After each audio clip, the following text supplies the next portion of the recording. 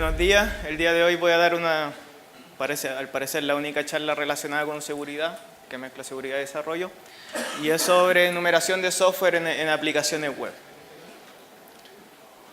Bueno, como el presentador ya dijo, soy CEO de Alertod, una startup de seguridad chilena, fundador de Spec Research, donde también escribo sobre temáticas de seguridad que nos afectan como ciudadanos, y 5 años fui ingeniero de software en Scrapping Hub.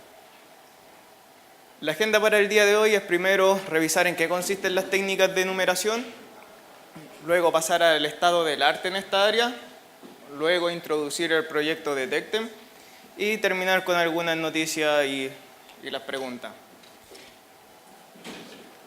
Primero, las técnicas de numeración. Cuando uno hace un ethical hacking, la primera fase de un ethical hacking es el reconocimiento de activos en una red. Entonces, ocupando técnicas de numeración, nuestra misión es lograr enumerar la mayor cantidad de nodos, servicios y aplicaciones que podamos detectar para poder llevar a cabo nuestro ethical hacking. En esta área hay dos herramientas que son las primeras que ocupamos y que son Domain de Jason Hadix y Sublister. Lo que hacen estas herramientas son del tipo Open Source Intelligence y uno básicamente les pasa el dominio y lo que retornan es la lista de subdominios que logra encontrar a través del uso de herramientas como motores de búsquedas como Google, Bing, bases de datos de certificado SSL y servidores DNS.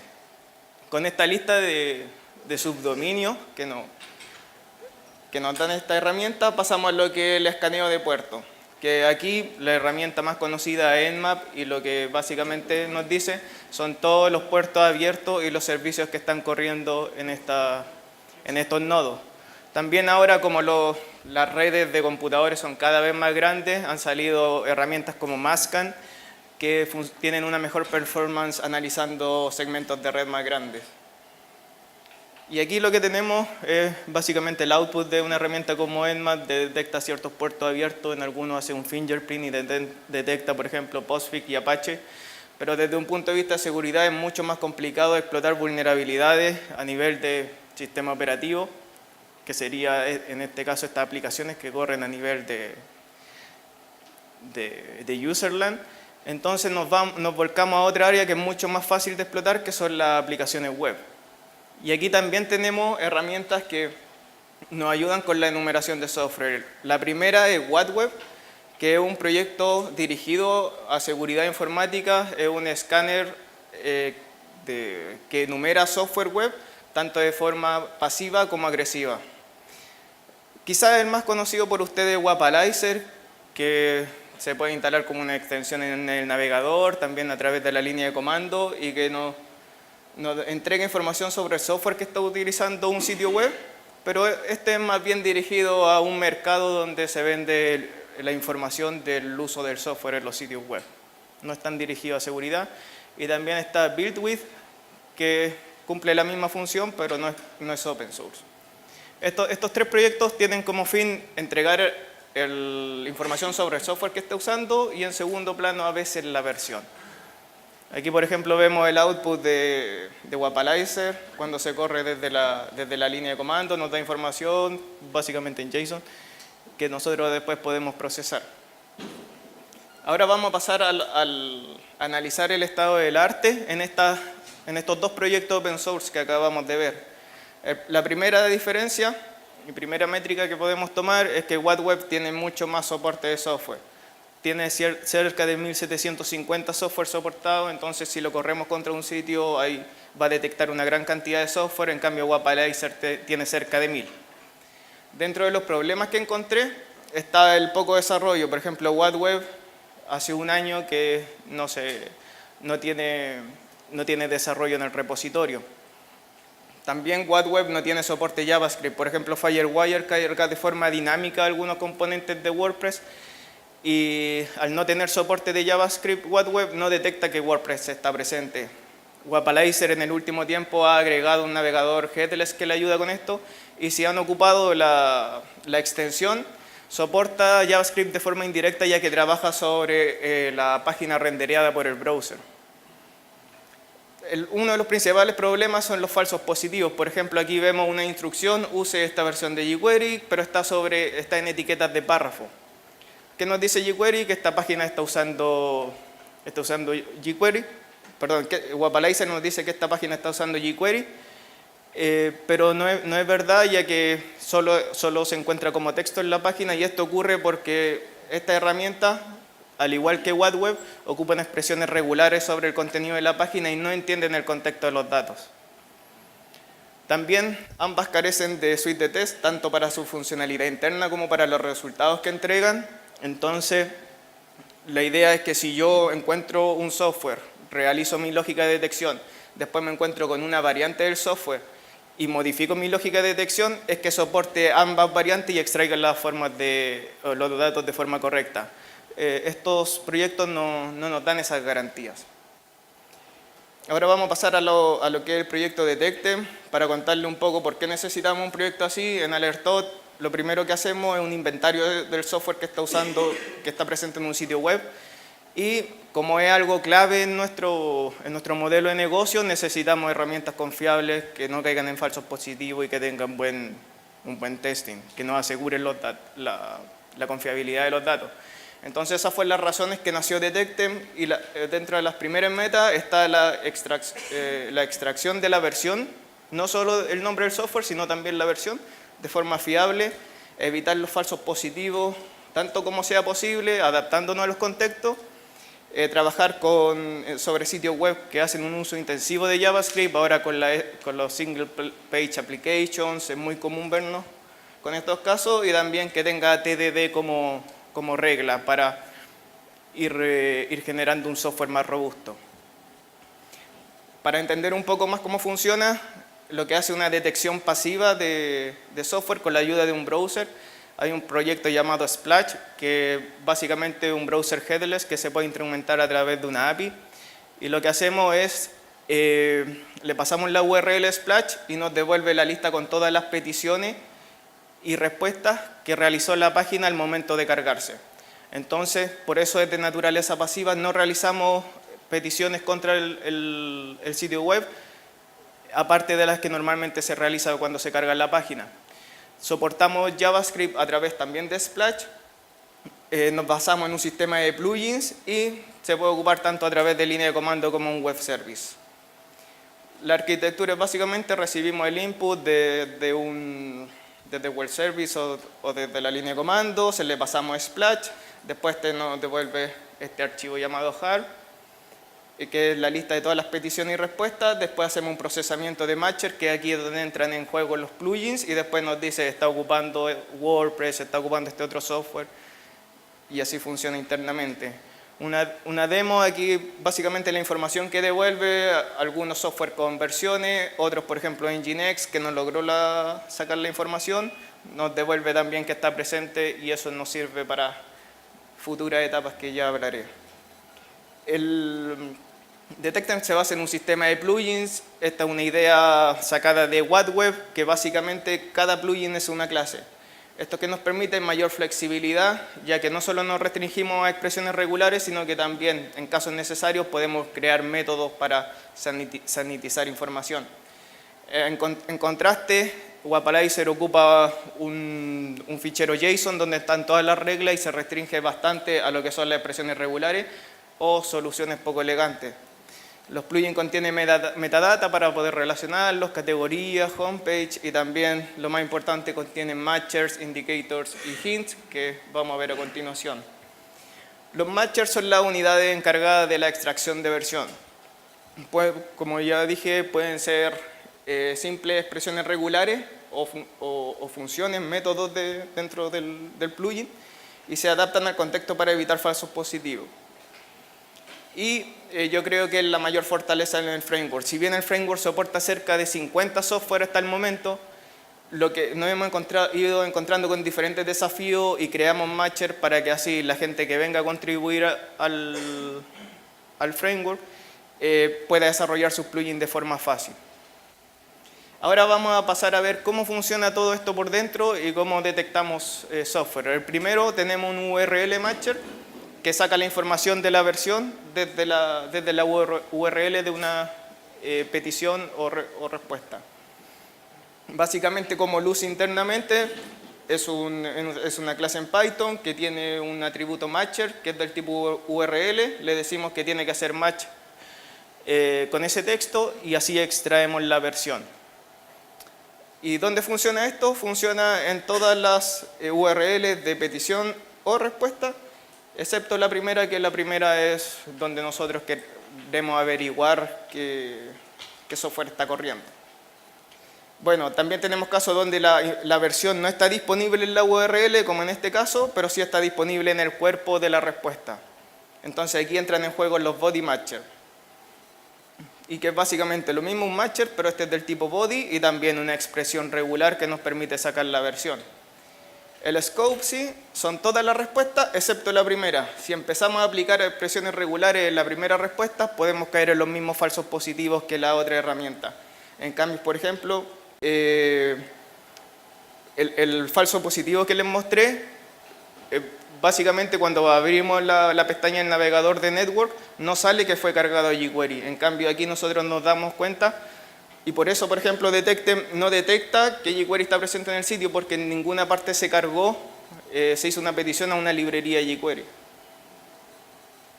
También están los header matcher, que aquí información más homogénea, que es la que nos provee los headers de respuesta, y es básicamente también un matcher que es del tipo header, que primero decimos, en este header quiero que haga la verificación, en este caso server, y después una expresión regular para hacer el match con Apache.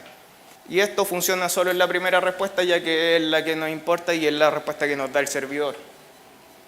También tenemos los expat matcher, que a veces hay información importante en la primera página, pero si ocupamos expresiones regulares podemos caer en falsos positivos, entonces necesitamos algo que entienda mejor el contexto. XPath es el lenguaje consulta XML y lo que se hace por detrás es cambiar del HTML a una representación en XML y después se ocupa este lenguaje de consulta para consultar el documento HTML.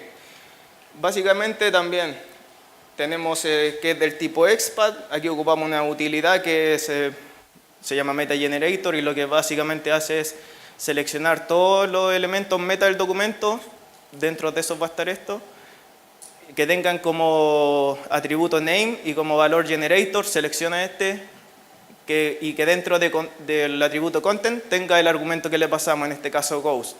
Si hace match de eso, que nos devuelva el valor del atributo content. Entonces eso nos va a devolver ghost 0.11.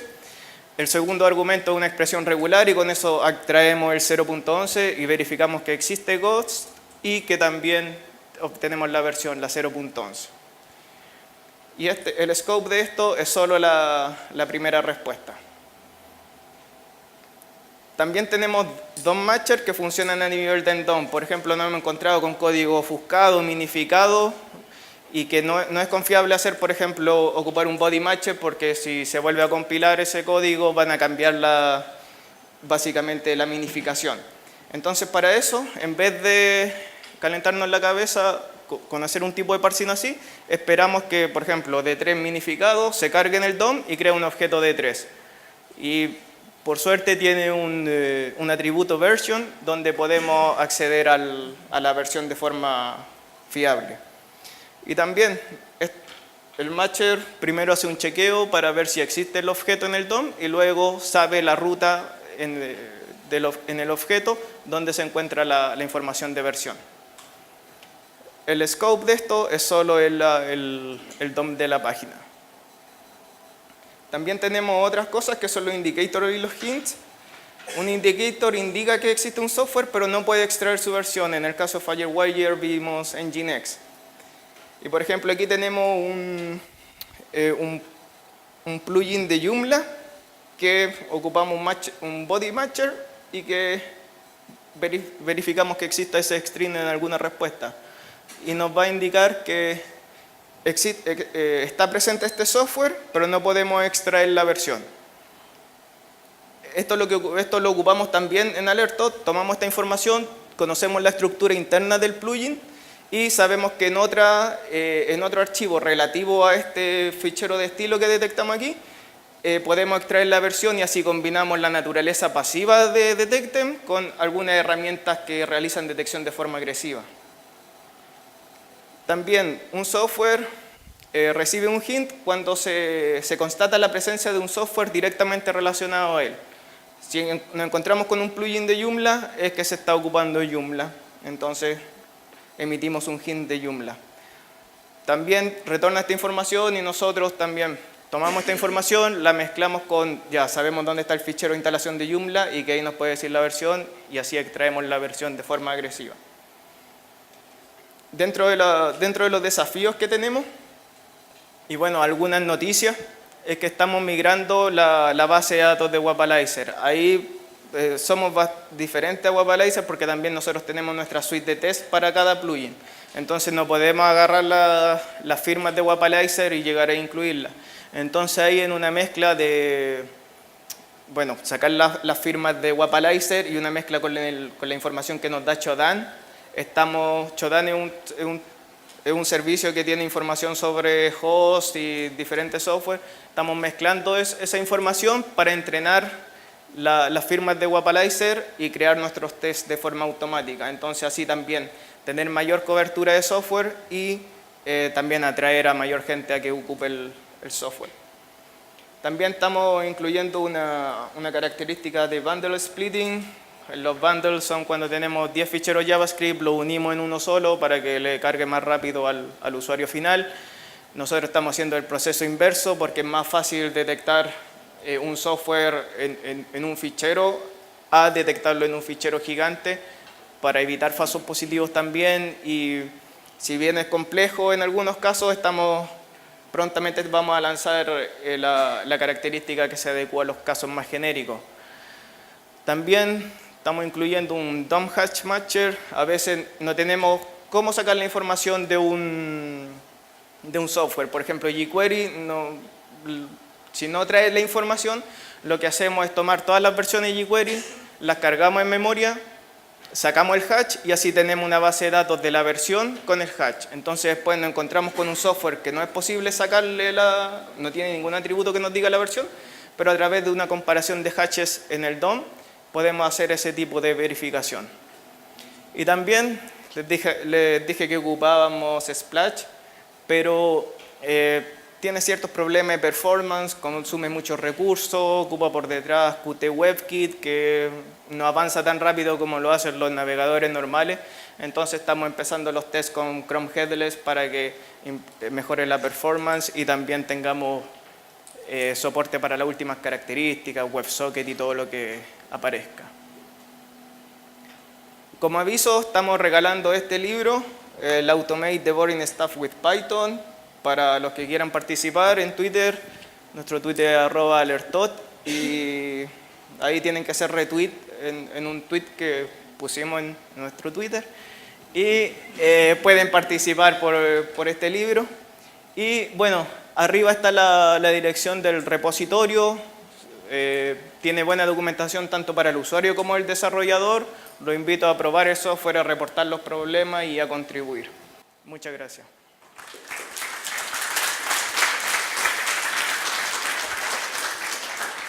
Muchas gracias, Claudio, por tu presentación. Tenemos bastantes minutos para preguntas, así que el que esté interesado en hacer una pregunta, por favor, levante su mano y le acerco el micrófono. No lo creo. ¿Cómo nadie va a preguntar nada? ¿Sí? Te acerco el micrófono.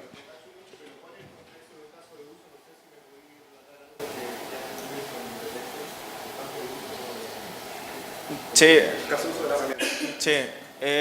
Lo que lo ocupamos nosotros en la startup, lo que hacemos es notificación temprana de vulnerabilidades. Para esto necesitamos saber sobre qué software alertamos vulnerabilidades. Entonces tú pones la URL y ocupamos Detecten para mostrarte todo el software que está presente, porque uno no siempre sabe lo que tiene. Por ejemplo, si instalas WordPress, si instalas un plugin de WordPress, sabes que tiene el plugin, pero no puedes hacer tracking de las dependencias del plugin. Básicamente es para descubrir todo el software que tiene y después uno puede seleccionar a qué software hacerle tracking de seguridad. Hola. Aló, aló. Ahí sí. Ahí sí. Yo tengo una duda muy parecida a la del compañero. Acerca de, ustedes están creando un framework que funciona bien, que también quiero verlo. ¿Cuál sería como el modelo de negocio? ¿Las empresas tienen que pagar por usar su software? ¿Cómo funciona más o menos ese estilo para poder sobrevivir como startup? Sí, bueno, le sacamos el jugo dentro de la startup, también desarrollamos plugins que nos van a la rama principal, entonces tenemos mayor cobertura de software y ahí nos abrimos a quizás clientes más especializados que necesitan detectar una mayor cantidad de software, pero el software es netamente open source. Nosotros tenemos mayor desarrollo de plugins que mantenemos de forma privada, pero el resto, la mayor parte de las características las vamos agregando, solo nos reservamos una cierta cantidad de plugins, pero las características para mejorar el software van a dar al repositorio público. ¿Más preguntas? Bueno, primero felicitaciones por su proyecto. Mi pregunta es, yo vi que mencionaste bastante sobre casos de probar y verificar vulnerabilidades en la parte web, ¿verdad? ¿Qué hay acerca de web services o APIs? ¿Cómo sería el caso de uso ahí? Normalmente lo que va a ver Detectem va a ser lo mismo que va a ver un atacante, o sea, no puede saber, por ejemplo, las dependencias que se está usando, por ejemplo, tu web service, todas las dependencias internas, por ejemplo, Django y diferentes bibliotecas. Pero bueno, saliendo de ese tema, lo que hacemos en la startup, Detectem nos ayuda para la detección cuando nadie sabe lo que tiene instalado en una URL, por ejemplo, pero si tienes un proyecto con tu archivo de requerimiento, sube el archivo de requerimiento y en vez de ocupar Detectem, hacemos un parsing del archivo de requerimiento y sabemos el software que está ocupando.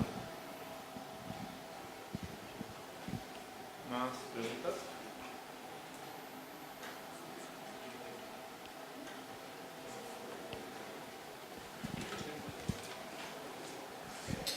Tal vez no lo escuché, pero ¿dónde saca la información de cuáles son las versiones de estos software que tienen vulnerabilidades? O sea, yo entiendo que hacen el match de cuál software tiene esta aplicación web, o sea, o el dominio, y digamos la base de datos donde tiene la lista, esta versión, Ghost 1.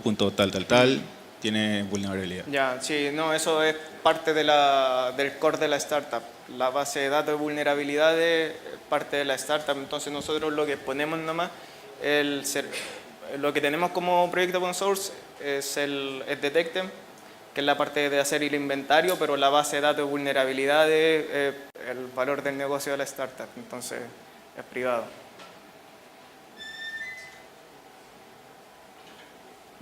¿Más preguntas?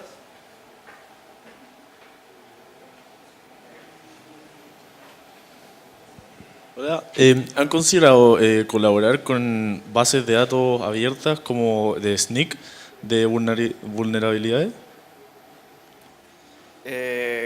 ¿Como proyecto? Sí. No lo hemos considerado por el momento, pero podría ser una posibilidad.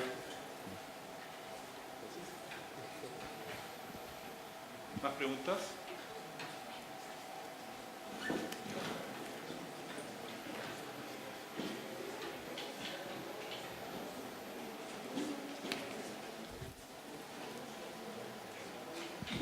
Hola, a lo mejor no lo escuché, pero ¿qué pasa en el caso de las SPA que hoy en día vienen compiladas en un puro bundle, como utilizando Webpack o cosas así?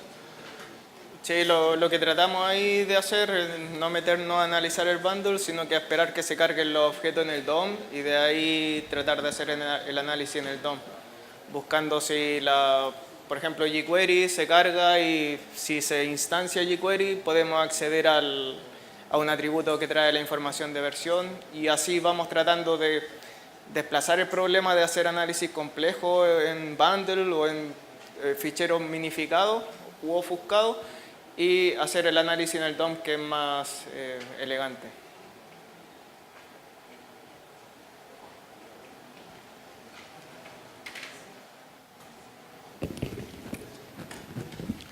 Hola. Pregunta sencilla. ¿Cuántas personas son y cómo está compuesta la empresa? Nada más. Somos 3 personas. Mi primo está a cargo de lo que es gestión. Tenemos un CTO que junto conmigo trabaja en la parte técnica y vamos desarrollando el software.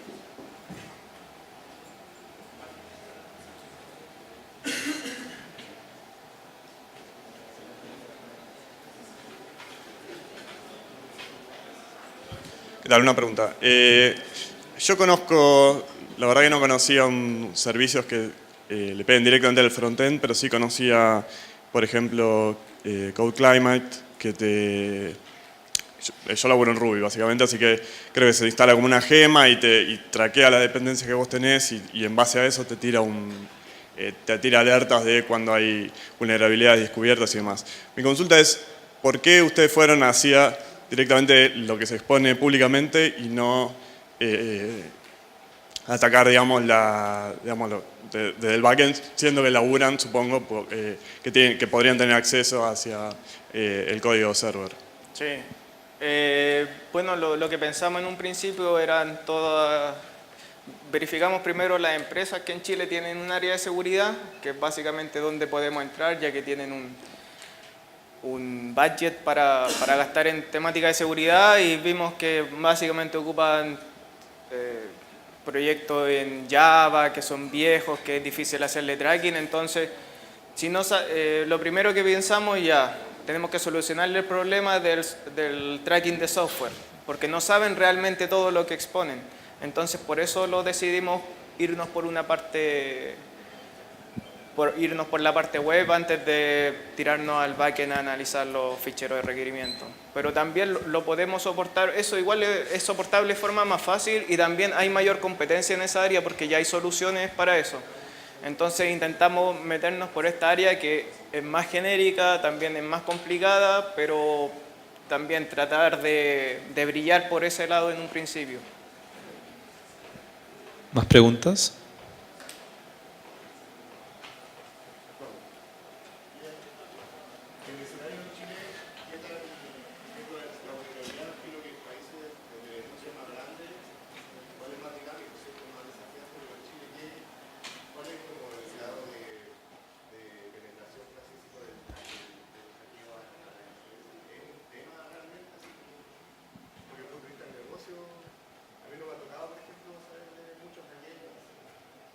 Sí, bueno, en general en la mayoría de los países falta concientización sobre el tema.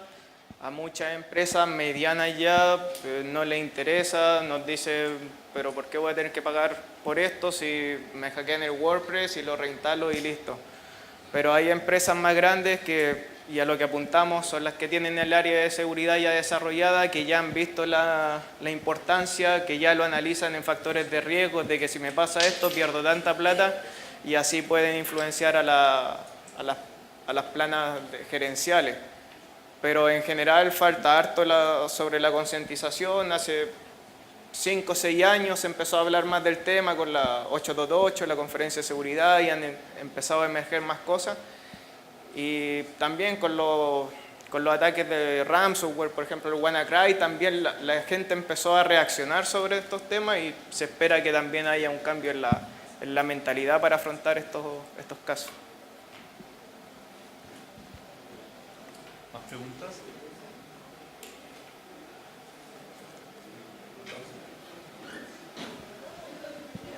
Hola, tú hablaste de que se han acercado a empresas de un tamaño pequeño o mediano, con una muy buena respuesta por parte de ellos. ¿Cómo llegan a ellos? O sea, ¿cuál es el análisis previo? Y colgando un poco la pregunta que hicieron más atrás, ¿cuál es la situación? ¿Han hecho un estudio como para cachar cuál es la situación de los .cl, de los .com, no sé, etcétera? No, básicamente a la empresa llegamos por contacto, de que conocemos gente en el área de seguridad, y básicamente las empresas que nos hemos acercado son a las empresas grandes porque ya tienen un presupuesto para gastar en el área de seguridad. Pero un estudio que hayamos hecho, no por el momento. Llevamos poco tiempo con la startup, entonces hemos tratado de ver cómo sobrevivir en un principio para después... Pero suena súper interesante el poder saber cuál es la situación, por ejemplo, del software hoy en día, o de las páginas web, o de los .cl, ver qué tan buenas son nuestras páginas, o qué tan seguras son nuestras páginas. Suena súper interesante. Yo creo que a medida que vayamos desarrollando el proyecto, después instrumentamos Detecten para que corra sobre los .cl y poder sacar estadísticas y bueno, eso será público en su momento. Le demos un aplauso a Claudio.